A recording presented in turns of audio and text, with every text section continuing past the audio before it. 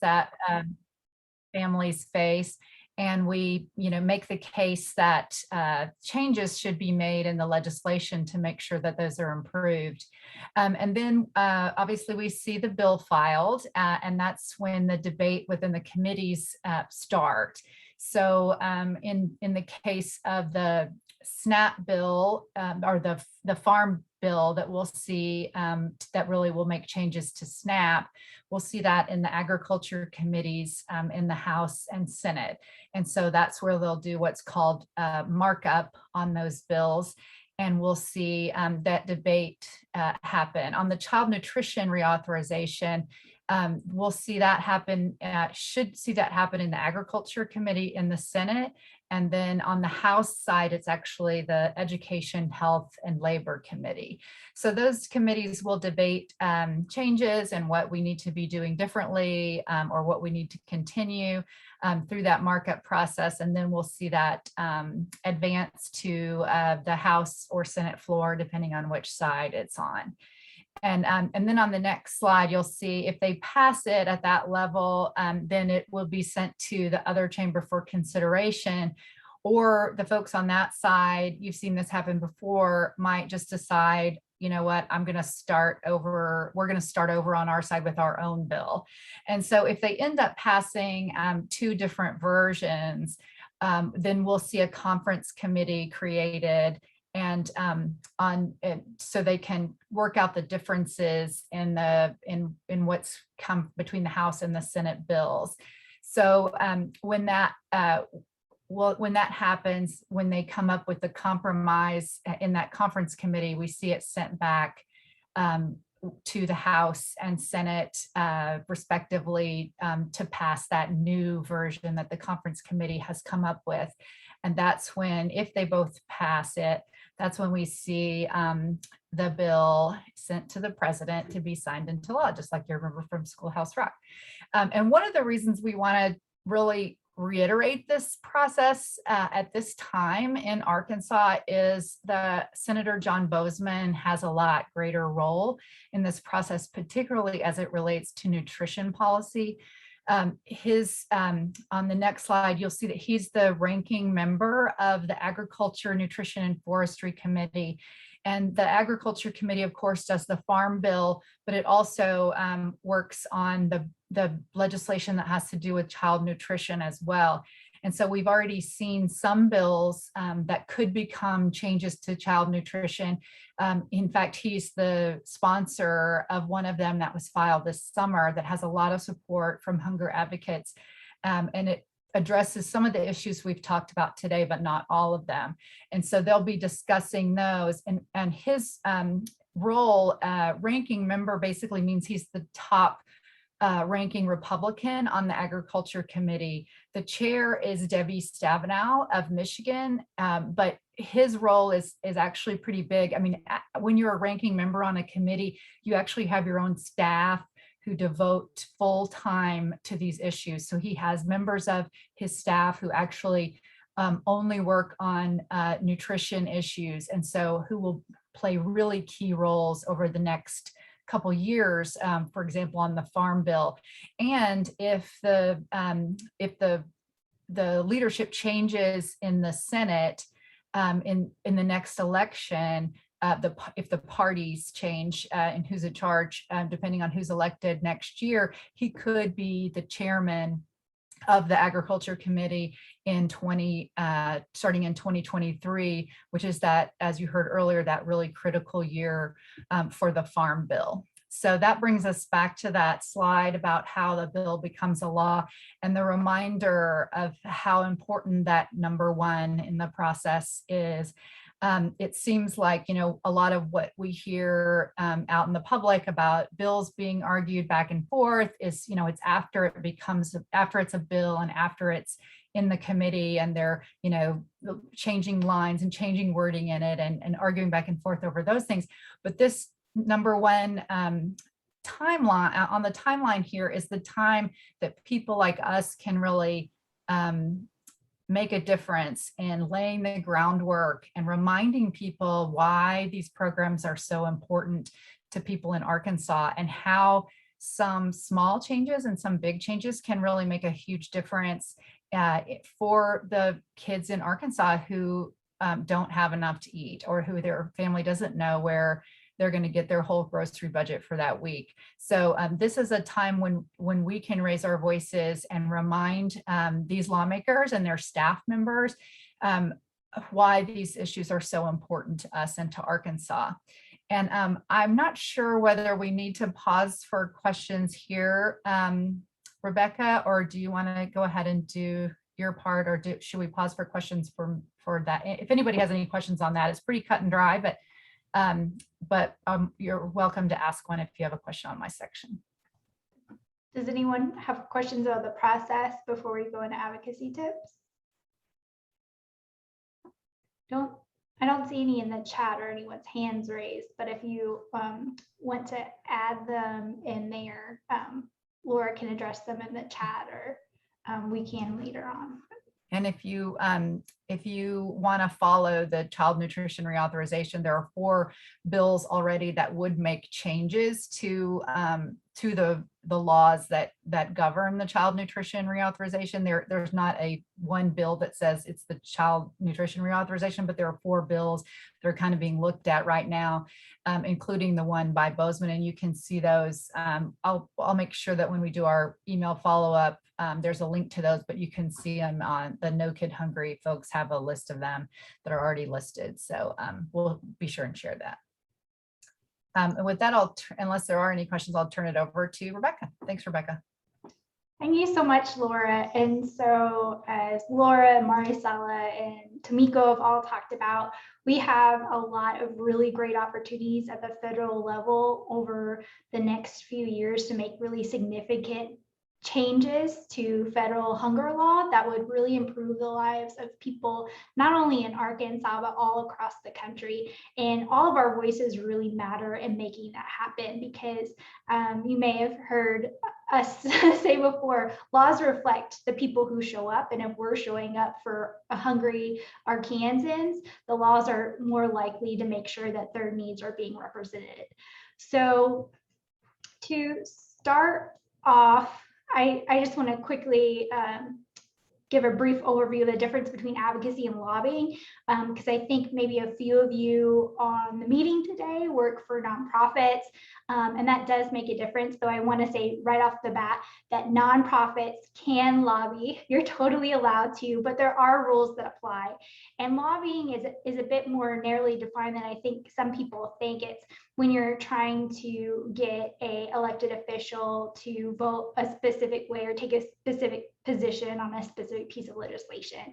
And there's a really great national nonprofit called Alliance for Justice who've created this initiative and this website called Boulder Advocacy, which has a lot of resources for nonprofits on the do's and don'ts of nonprofit advocacy and lobbying. And they also have a helpline. So if you have any specific questions, don't ask me, I'm not an attorney, but they know and they do this work, and they have a helpline that you can call, and I'll send those resources out. I will just say, like, even though if you work for a nonprofit, there are things that you can and cannot do. Like, you can't say vote for this candidate or vote for this party or vote against that candidate or vote against the party. You still can do a lot to support legislation. So I'll send that to you. Don't be intimidated, but I did want to just make that point because I think a lot of people don't think if you work at a nonprofit you can lobby, but you can. But rules do apply, and there are people that are knowledgeable about that, and I can share with you their resources.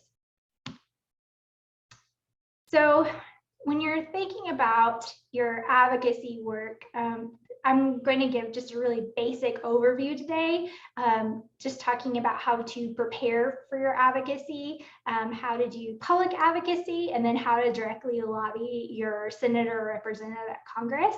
And I'll just say this is just very barely scratching the surface, because there's so many ways that you can be an advocate and you can be a lobbyist. You don't have to work for some big fancy company and drive a big fancy car to be a lobbyist. We all can be lobbyists for kids and families at the national and state capital.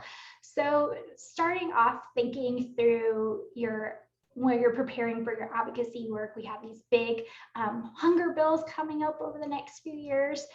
You want to think about what your specific goal or goals are. So what is the specific piece of legislation or proposal that you want to get passed to help hunger in Arkansans? And so maybe you want to see community eligibility expanded. Maybe you want to see make sure that no state can put in asset limits that restrict people's ability to qualify for SNAP. Think through what those specific goals are that would address whatever problems that you're trying to solve around hunger. And then you want to base all the rest of your work off of trying to achieve those goals and what would be best in service towards those goals. And then it's really, you want to start thinking through what strategies and activities that you will use to help achieve that goal. And I'll send a recording of a longer training that I did on how to create an advocacy plan. But it's really what works best for you, your organization, and that fits your skill sets and your resources. One important resource that I don't think a lot of people think about when they start their advocacy work is their time. If you're super busy and all you have time to do is sign up for Arkansas Advocates Action Alerts and complete those form letters when you get them, that's great. If that's what you have time to do and that's the best way that you can be an advocate within your time resources, then do that. That's wonderful. But maybe you have more time and you can advocate in other ways. Maybe you want to directly lobby your senator or representative, have a meeting with them. Maybe you're a really great public speaker and you want to host an event. Maybe you want to do some sort of outdoor rally to raise awareness about hunger in the state. Maybe you are really great photographer and you want to take photographs in your community that you think really illustrate hunger in your community and help raise awareness that way. So the sky is really the limit of how you can advocate. There's so many different ways you can do that. I'll also send a workbook that we created called 10 Types of Advocacy that go over lobbying, grassroots advocacy, administrative advocacy, and more. And you can look through those and think maybe that will spark ideas for you of different advocacy strategies you want to use either in the book or something we didn't even think of. Maybe there are tips that you'll find useful. Maybe there are tips that you don't find useful or don't agree with. That's fine. There's no one right way to be an advocate. Whatever works best for you, makes most sense for you, and how you want to approach your advocacy work, and will help you achieve your goals, is what you should do. And so after you've thought through your goals and you've thought through what strategies and activities that you'll do for your advocacy work, then you want to get the information ready that you'll use in your advocacy work, because sometimes once a bill's moving, you might not have as much time to get things ready as you'd like. So if you can do that on the front end, that's really helpful. And so you want to collect data. So if you can go on websites like FRAC or Feeding America and find data about how many people are hungry in the state, or how specific policies are benefiting Arkansans, you can get that information. If you can find more localized information about your county or town, that's really helpful. If you happen to run a food pantry or you work at a school meal program and you have data on that, and how many students or families are served by that program, that's really helpful too. And you can gather all that. So if you're posting on social media, writing a letter to your legislator, or if you're giving a presentation or to talk to like a Rotary Club or something like that, you already have all that information ready to go. So that data is going to help people intellectually realize how important these issues are. They can see how many people are impacted. But for a lot of people, you also need to connect with them emotionally if you want them to take action and see how important it is. And that's the same if you're trying to convince your mom to call their senator, or if you're trying to get your senator yourself to vote a certain way. So if you can collect stories about the impact of whatever policies you're trying to get achieved, that's also really helpful. Write down your own story so you have that ready to go for, like I said, a Facebook post, a speech, or a communication with a legislator. Or if you have permission, you can collect other people's stories as well, how programs have benefited them, where they've seen issues that have prevented them from getting the services they need, or other stories that really create emotional connection to people of why this is important. So you have that data to show how many people are impacted, and then you, with the story, show really at the individual level how important this is. So then you want to make sure you're staying updated throughout the process. As you know, the Child Nutrition Reauthorization Act policies come up, as the Farm Bill comes up, you want to make sure that you're staying updated about what's happening. So you can follow the Senate Ag Committee on Twitter, on Facebook, to get updates about what they're up to. You can, like I said, sign up for action alerts and emails from us or Arkansas Hunger Relief Alliance. You can sign up to get updates from news organizations that follow what's happening at the Capitol. Just making sure you're getting it from reputable news sources who knows what's going on. You know, use that information to help you figure out when might be the best time to take a specific action or use a specific strategy that you're thinking of using. So that's the preparation. You want to figure out what your goal and goals are. You want to figure out what activities and strategies make most sense for you and your organization in helping you achieve your goals. And then you want to do that prep work of collecting data and stories and updated information that you can use throughout your advocacy work. So next is public advocacy, and this is big grassroots advocacy and more media advocacy. It covers a lot of different things, a big bucket outside of direct lobbying. And I think, you know, reaching out directly to your Senate representative is so important and makes such a big difference. And that's, you know, top priority when you're trying to get a law passed. But the more voices reaching out to our congressional delegation on these issues and talking about how important they are makes an even bigger difference, because you can write a really compelling email or have a meeting with them that goes really well, and you think they really see how important this is. But if they're having a lot of people share similar stories and similar data and asking them to take similar action on a specific piece of legislation, that has an even greater impact, because they see, okay, my constituents are really passionate about this issue and they think this is important and I need to pay attention.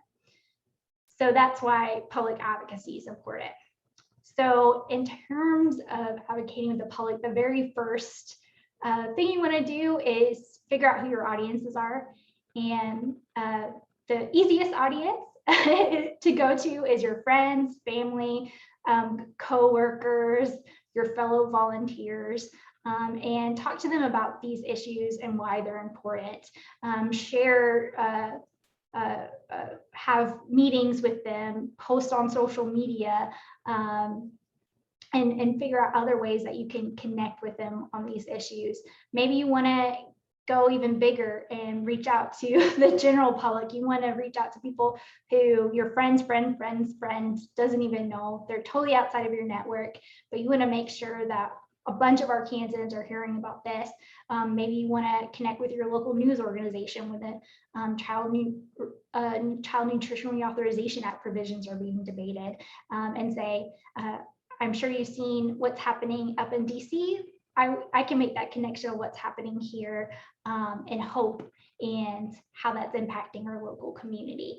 And on the radio or on the local TV news station or on the local newspaper, even more people will get your information.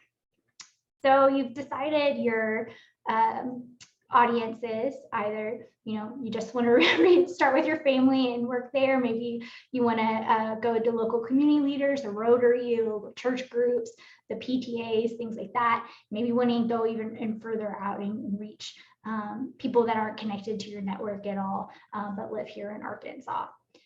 So then you want to think through what messages you'll be sharing. And it's really important to mix messages, not send mixed messages, but mix up the messages that you're sharing, because again, you want to connect with people's minds, you want to connect with their hearts, and then you want to tell them what the solution is and how they can take action.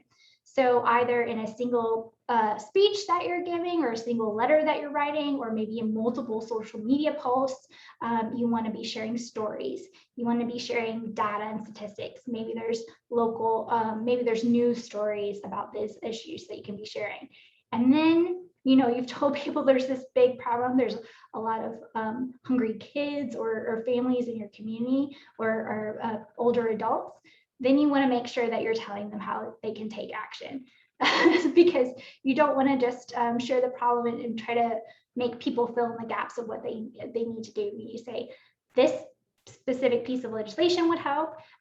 You should reach out to your senator and representative and tell them to support it, and that would help solve this problem. And that's something that you can do to help hungry Arkansans in our community. And then finally, you want to make sure that you're keeping them updated and thanking them throughout the process.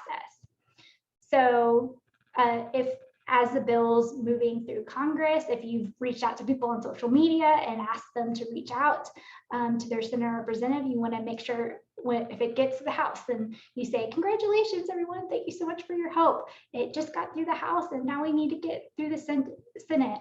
And keep them updated of how they can continue to help. And be, very appreciative of their work, because just like anything else, if someone helps you out or helps someone else out and you don't thank them, they may be less likely to help again in the future. And then finally, no matter if the bill fails or the bill passes, in the very end, you want to make sure you thank them. Thank them for getting a bill passed. It was a great job. Now we need to make sure that people know about these changes so they can access these great programs. Or on the flip side, if a bill doesn't pass, thank them for all their hard work. Acknowledge that this is difficult, because they know how important this issue is to either themselves or people in their community who are dealing with hunger. And tell them, like Tomiko said at the beginning, that this is a lot of times passing a law or changing policy is a marathon, not a sprint. And this is our first step of raising awareness about this issue and building up momentum. And we'll be coming back next year to try to get policies passed that will address these issues. So that's very, very basic, high level, raising public awareness, deciding who your audiences are, sending them different types of messages to connect with them in different ways, and then finally thanking them and telling them what next steps are. So lobbying, this is when you're directly contacting your senator or representative and asking them, telling them about the problems that you're seeing, what the solutions are, and asking them to take action. And there are a lot of ways that you can do this too. I'll just talk about a few. One I already talked about, just the easiest thing that you can do if you can't do anything else, complete action alerts that you see come up about these different issues. There's usually a pre-filled letter. You just type in your name and address, and it populates all your information. You just send it out and you're good to go. If you can write a letter that's more personalized, that makes even more difference. And sharing personal stories about how this impacts your community, and sharing data about how it impacts your local area. That's even more helpful, and they'll pay even more attention to that than if they see the same letter over and over again. And the next thing you can do is meet with them or their staff person in person. So Laura mentioned this for if you're the chair of the Ag Committee, but just in general, unlike our state legislators, our federal delegation have lots of staff people, and the different staff people are dedicated to different policy issues to advise the senator or representative when they're voting of how to proceed. And so you can call the senator or representative's office and ask to speak to the person who advises the senator or representative on hunger policy or healthcare policy or whatever it happens to be that you're calling about in this specific instance, hunger policy, and ask if you can talk with them either by phone or get their email address. You can send them a letter directly, or you can try to set up a meeting with them and talk about the different issues of sharing data, stories, and what you'd like the senator or representative to do and how you'd like them to vote. And then finally, you can also, you can also ask to meet with the senator or representative directly as well. So you have both those options. And if you can, if you have a letter that you want to get to the senator, the best way to do it is if you have that staff person's contact information and can reach out to them directly, versus that if you just complete a form on their website, because then they'll just kind of track whether you said that you support or oppose something. So it has a bigger impact if you can get it to that staff person. And then, or even better, if you can get it to the senator or representative themselves. And then finally, if you work at a food pantry or a library or a school that has a feeding program, and you can invite the senator or representative to your site, they have a lot of district work days where they're back in the state, going around talking with Arkansans about issues that are impacting them. If you can invite them to visit during one of those times, that's really helpful, because we all learn in different ways. Some of us are auditory learners, some of us are visual learners, but regardless of how we learn, I think most of us learn really well if we're physically at a place and can see firsthand how something works. And that's the case too when we're talking about policies like this. So if you can invite them to your site, that can also give them that information they need, those stories, that data, but it will stay with them much more likely than if you only sent a letter or had a meeting with them. Just because if you think about it, they're meeting with so many people, they're reading so many letters and documents and things like that, and they're working on a million different issues, that if you can bring them outside of their office, their work bubble, it will have a bigger impact and stay with them more. And so if you meet with them, you want to thank them. If they vote the way that you want them to, thank them so much. And you look forward to working with them on other issues in the future. If they don't vote the way that you hoped, you can also express your disappointment in that decision, and explain to them how this decision will adversely impact people in your community, and that you hope that they'll make a different decision next time, because these policies are really important, have really real life impacts. There are people in your community that lives will be better or worse based on these decisions. So lobbying, complete a form letter, write a letter, have a meeting, invite them to your site, and thank them or express your disappointment. And depending upon how things go, give yourself a break and start working again, or pat yourself on the back and work on making sure that people know about that program and how they can participate and help. So any questions about that? I mean, we have this huge opportunity as Arkansans, with one of our senators being a leader on the Agriculture Committee, to help influence policy, not just for Arkansans, but for hungry people all over the country. And we hope that all of you will lend your voice to trying to get policies passed that will help hungry Arkansans. So any questions in the chat? And like I said, I'll send a few follow-up resources about advocacy, or 10 types of advocacy guidebook that talks about a lot of different strategies, training I did to think through what strategies work best for you, and then that Boulder Advocacy website in case you have any questions about do's or don'ts with nonprofit advocacy. No questions? Okay. Any final thoughts then from any of my fellow presenters? I just want to thank everybody for participating and asking great questions and sticking around for as long as you did. And know that this doesn't have to be the end of the conversation. I am always down to do three-way calls with a senator's office if that's something that you're new to. I like doing that and I like preparing for that. So holler at me if that's something I can be helpful with, but we really appreciate you participating today, and thank you for all the work you are already doing in your community. And I just want to echo what Tomiko said. Thank you so much for participating today. I know this was a lot of information in a very short time, but we will be sending follow-up resources to everybody that was here today so that you can learn more about both of these pieces of legislation and prepare yourself for advocacy on these issues. Thank you. And we hope that all of you can join us Monday at 1 p.m. We're having a national group of experts come for a Kids Count virtual panel to talk about economic security during the pandemic and moving forward. So we hope you can all join us for that event too.